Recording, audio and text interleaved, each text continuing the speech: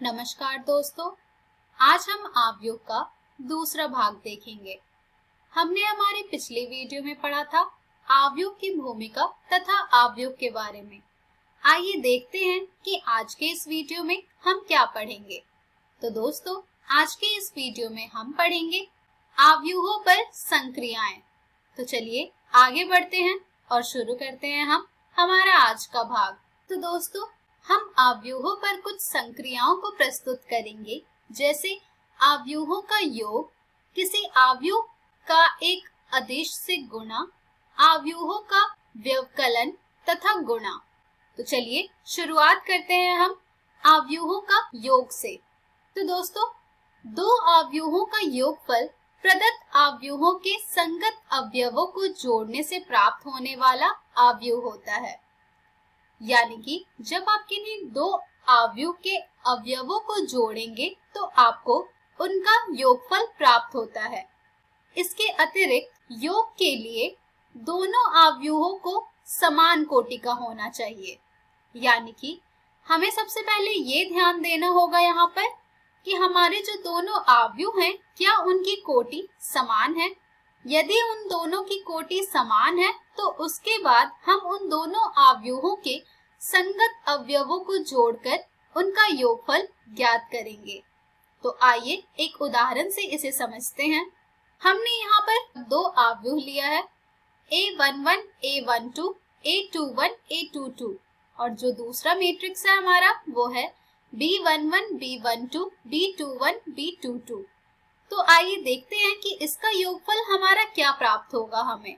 तो ये जो दोनों मैट्रिक्स है, इसमें हमें सबसे पहले ये देखना है कि क्या इनकी कोटि समान है। तो दोस्तों, यहाँ पर इन दोनों मैट्रिक्स की कोटि जो है वो समान है, जो कि है 2 क्रॉस 2।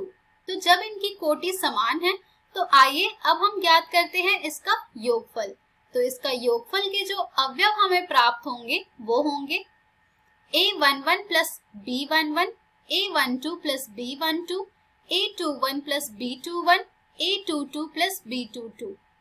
तो ये आए हैं हमारे इन दोनों मैट्रिक्स के जोड़ने पर आव्यूह। आइए एक और उदाहरण देखते हैं इसका। स्क्रीन पर आपको दो मैट्रिक्स दिख रहे होंगे, अर्थात आव्यूह दिख रहे होंगे, जिनके अवयव है 80, 60, 75, 65, 90, 85 और दूसरा जो आव्यूह है उसके जो अवयव है वो है 90, 50, 70, 55, 75, 75। अब जब आप इन दोनों आव्यूहों का योग ज्ञात करेंगे तो आपको क्या प्राप्त होगा। तो यहाँ पर योग ज्ञात करने का जो हमारा सबसे पहला चरण है वो है कि ये देखना कि क्या इनकी कोटि समान है। तो दोस्तों, यहाँ पर हम पहले इनकी कोटि देखते हैं। तो इन दोनों की कोटि जो है वो है 3 क्रॉस 2। तो इन दोनों की कोटि जो है वो समान है। तो चलिए अब हम ज्ञात करते हैं इन दोनों आव्यूहों का योग, जो कि हमें प्राप्त होगा 80 योग 90, 60 योग 50, 75 योग 70, 65 योग 55, 90 योग 75, 85 योग 75। जिनका जब आप योग करेंगे तो आपको प्राप्त होगा उनके अवयव 170, 110, 145, 120, 165, 160। तो इस तरह से हम दिए गए आव्यूहों का योग ज्ञात करते हैं। तो दोस्तों, ये थी जानकारी आव्यूहों का योग के बारे में। चलिए अब हम देखते हैं एक आव्यूह का एक अदिश से गुणन। मान लीजिए कि आपको दिया गया है एक मैट्रिक्स A जिसके अवयव है 3, 1, 1.5, वर्गमूल 5, 7 घटा 3, 2, 0, 5। अगर आपको ये आव्यूह देकर आपसे 3A का मान पूछा जाए तो ये आप कैसे बताएंगे। आइए देखते हैं। 3A अर्थात 3 गुने आव्यूह जिनके अवयव हैं 3, 1, 1.5, वर्गमूल 5, 7 घटा 3, 2, 0, 5। अब इसे आप किस तरह से ज्ञात करेंगे। तो दोस्तों, यहाँ पर आप 3 को सबसे पहले गुणा करेंगे पहले पंक्ति से, फिर 3 को गुणा करेंगे दूसरे पंक्ति से, फिर 3 को गुणा करेंगे तीसरे पंक्ति से।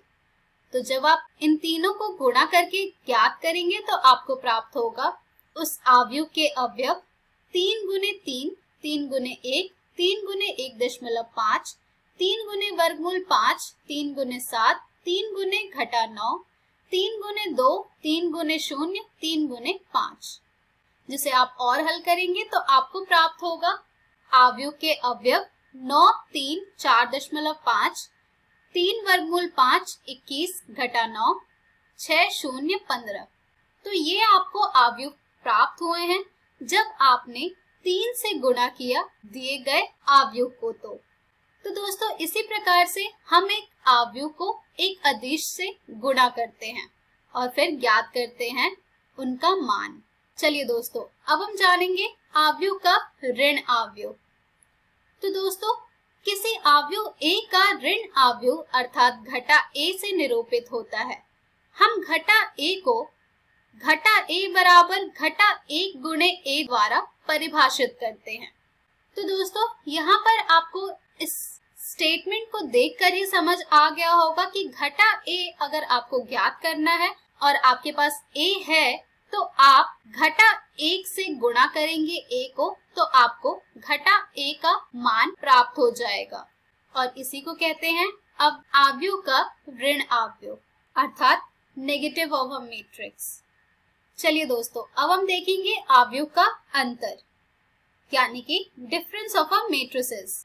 यदि A बराबर Aij तथा B बराबर Bij समान कोटि m क्रॉस n वाले दो अवयव हैं तो इनका अंतर A घटा B एक अवयव D बराबर Dij जहां I तथा j के समस्त मानों के लिए Dij बराबर Aij माइनस Bij है द्वारा परिभाषित होता है। यानी कि अगर आपको किन्हीं दो अवयव का अंतर ज्ञात करना है तो उसे आप कुछ इस प्रकार से ज्ञात कर सकते हैं जो कि होगा A योग घटा 1 गुने B यानी कि अवयव A तथा अवयव घटा B का योगफल। आइए दोस्तों एक उदाहरण देखेंगे जिससे कि आपका ये सभी कॉन्सेप्ट क्लियर हो जाएगा। हमारा लिया गया उदाहरण है, मान लीजिए कि A बराबर अवयव जिनके अवयव हैं 3 1 घटा 5x है तो घटा A किसके बराबर होगा। तो आइए देखते हैं कि इसे हम किस प्रकार से ज्ञात करेंगे। तो दोस्तों जैसा कि आप सब जानते हैं घटा A बराबर होता है घटा 1 गुणे A के। तो अब हम घटा A का मान ज्ञात करने के लिए हमारे दिए गए अवयव को गुणा करेंगे घटा 1 से जो कि होगा एक अवयव का एक अदिश से गुणन, जो कि आपने सीख रखा है। उसी प्रोसेस से आप इनका गुणन करेंगे जिससे कि आपको अवयव के अवयव प्राप्त होंगे घटा 1 गुणे 3 घटा 1 गुणे 1 घटा 1 गुणे घटा 5 घटा 1 गुणे x। जिसे आप और हल करेंगे तो आपको ये प्राप्त होगा घटा 3 घटा 1 5 घटा x। तो दोस्तों यही हो जाएगा घटा A का मान। चलिए दोस्तों एक और उदाहरण देखते हैं। यदि अवयव A जिसके अवयव हैं 1 2 3 2 3 1 तथा B अवयव जिसके अवयव हैं 3 घटा 1 3 घटा 1 0 2 तो 2A घटा B ज्ञात कीजिए। आइए देखते हैं कि इसे हम किस प्रकार से ज्ञात करेंगे। तो दोस्तों 2A घटा B का मतलब होता है 2 गुणे अवयव A घटा अवयव B। तो चलिए सबसे पहले हम ज्ञात करेंगे इनका मान, जो कि हमें कुछ इस प्रकार से प्राप्त होगा जब हम 2 को गुणा करेंगे अवयव A से और फिर घटाएंगे अवयव B से। तो जब हम 2 को गुणा करेंगे अवयव A से तो हमें ये प्राप्त होगा 2 गुणे 1 2 गुणे 2 2 गुणे 3 2 गुणे 2 2 गुणे 3 2 गुणे 1 जो कि प्राप्त अवयव के अवयव हैं घटा अवयव B। जिसे हम हल करेंगे अब तो हमें यहाँ से ये प्राप्त हो जाएगा अवयव जिसके की अवयव होंगे 2 4 6 4 6 2 घटा अवयव B। अब इसे हल करने के लिए हम यहाँ पर हमारा प्राप्त किया गया अवयव को जोड़ेंगे घटा अवयव B से। तो जब हम इसे जोड़ेंगे घटा अवयव B से तो हमारा अवयव का अवयव होगा 2 योग घटा 3 4 योग 1 6 योग घटा 3 4 योग 1 6 योग 0 2 योग घटा 2। जिसे आप और हल करेंगे तो आपको यहाँ से ये प्राप्त हो जाएगा घटा 1 5 3 5 6 0। तो दोस्तों यही होगा जब आप 2a घटा b को हल करेंगे। तो इस प्रकार से इस उदाहरण में आपने सीखा कि किस तरह से हम अवयवों का योग ज्ञात करते हैं, किस प्रकार से एक अवयव तथा एक अदिश का गुणन करते हैं, किस प्रकार से हम अवयव का ऋण अवयव ज्ञात करते हैं तथा किस प्रकार से हम अवयव का अंतर ज्ञात करते हैं। इस पर आधारित और भी प्रश्न आपको आपकी एनसीईआरटी पुस्तक में मिल जाएंगे, जिन्हें आप जरूर हल कीजिएगा। चलिए दोस्तों, अब हम बढ़ते हैं हमारे अगले टॉपिक की ओर, जो कि है अवयवों के योग के गुणधर्म, यानी कि properties of a matrix addition. तो दोस्तों हमारी जो सबसे पहली प्रॉपर्टी है वो है क्रम विनिमय नियम, यानी कि क्यूमुटेटिव लॉ। यदि मैट्रिक्स A तथा मैट्रिक्स B समान कोटि m क्रॉस n वाले दो अवयव हैं, तो A प्लस B बराबर होगा B प्लस A के। यानी कि अगर हमारे पास दो मैट्रिक्स दिए गए हैं जिनकी ऑर्डर सिमिलर है, तो वैसे केस में आप चाहे A योग B करें या B योग A करें, आपको बराबर प्राप्त होगा। हमारा अगला गुणधर्म है साहचर्य नियम अर्थात एसोसिएटिव लॉ, जो कि कहती है समान कोटि m क्रॉस n वाले किन्हीं तीन अवयवों A, B, C के लिए A योग B योग C बराबर होगा A योग B योग C के। यानी कि जब आप तीन मैट्रिसेस में से A योग B के मान को जोड़ेंगे C के मान में, तो आपको प्राप्त होगा वही मान जो कि आप A को जब जोड़ेंगे B तथा C से। हमारा अगला गुणधर्म है योग के तत्समक का अस्तित्व अर्थात एग्जिस्टेंस ऑफ एडिटिव आइडेंटिटी, जो कि कहती है मान लीजिए कि मैट्रिक्स A एक m क्रॉस n अवयव है और O एक m क्रॉस n शून्य अवयव है, तो A प्लस O बराबर होगा O प्लस A के, यानी कि A के। यह है हमारी तीसरी प्रॉपर्टी। हमारी चौथी प्रॉपर्टी है योग के प्रतिलोम का अस्तित्व अर्थात the existence of additive inverse, जो कि कहती है मान लीजिए कि एक मैट्रिक्स Aij जिसका की ऑर्डर होगा m क्रॉस n एक अवयव है, तो एक अन्य अवयव घटा A बराबर होगा मैट्रिक्स घटा Aij जिसका की ऑर्डर होगा m क्रॉस n। इस प्रकार का है कि A योग A plus minus A is equals to minus A plus A is equals to 0, यानी कि अवयव घटा A अवयव A का योग के अंतर्गत प्रतिलोम अवयव अथवा ऋण अवयव है। तो दोस्तों ये चार प्रॉपर्टीज हैं अवयवों के योग। चलिए अब हम बढ़ते हैं हमारे अगले टॉपिक की ओर, जो कि है एक अवयव के अदिश से गुणन के गुणधर्म।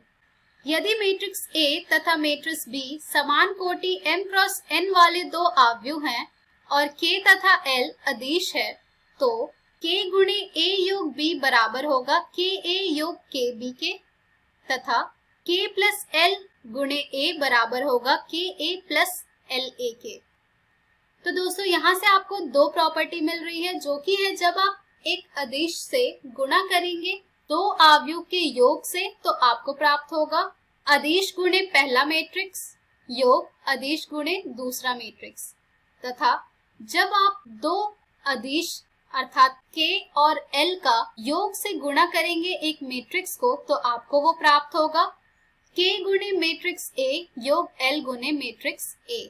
तो दोस्तों ये थी कुछ properties of scalar multiplication of a matrix, यानी कि एक अवयव के अदिश से गुणन के गुणधर्म। तो दोस्तों अब आपने सभी प्रॉपर्टीज को जान लिया है।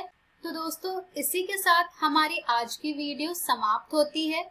इन सभी टॉपिक्स पर आधारित प्रश्न आपको आपकी एनसीईआरटी पुस्तक में मिल जाएंगे, जिन्हें आप जरूर हल करें। तो दोस्तों आज के इस वीडियो में हमने सीखा अवयवों पर संक्रियाएं। हम हमारे अगली वीडियो में जानेंगे अवयवों का गुणन। धन्यवाद।